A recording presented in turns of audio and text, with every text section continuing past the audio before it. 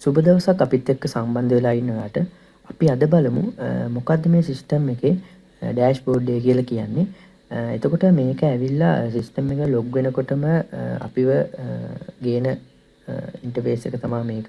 ඒකෙදි අපි පොඩි ඩීටේල්ස් ටිකක් ඔයගොල්ලන්ගේ සිස්ටම් එකේ තියෙන මෙතන පෙන්නලා තියෙනවා.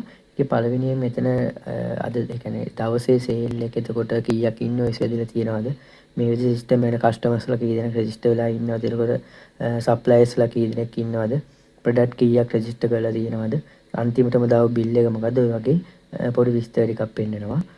ඊට පස්සේ අපිට දෙවෙනිට බලා ගන්න පුළුවන් ඔයා වැඩ කරන ලොකේෂන් එක සිලෙක්ට් කරන ඔප්ෂන් එක අපි මෙතන හදලා තියෙනවා. එතකොට මෙතනදී ඔයාට ඔයාලගේ ස්ටෝර්ස් කීපයක් මේන්ටේන් කරනවා නම් ඔයාට පුළුවන් මේ වෙලාවේ ඔයා වැඩ කරන්නේ මොකද්ද කියන ස්ටෝර්ස් එක තෝරලා මෙතන ස්විච් කරන්න.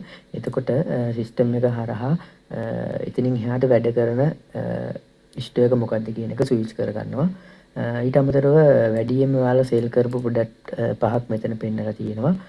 ඊට පස්සේ ලෝ ස්ටොක් ඇලර්ට් එක මෙතන පෙන්නලා තියෙනවා. මේ ලෝ ස්ටොක් ඇලර්ට් එක ඔයාලට පෙන්නන්නේ ඔයා මෙතන ස්විච් කරලා ඉන්න ලොකේෂන් එකට අනුව ඒ ලොකේෂන් එකේ මොනවද මේ කියන අයිටම් ස්ටොක් දැන් අඩුයි ඔයා රියෝඩ් ගන්න කියන ඇලර්ට් එක තමයි මෙතන පෙන්නන්නේ.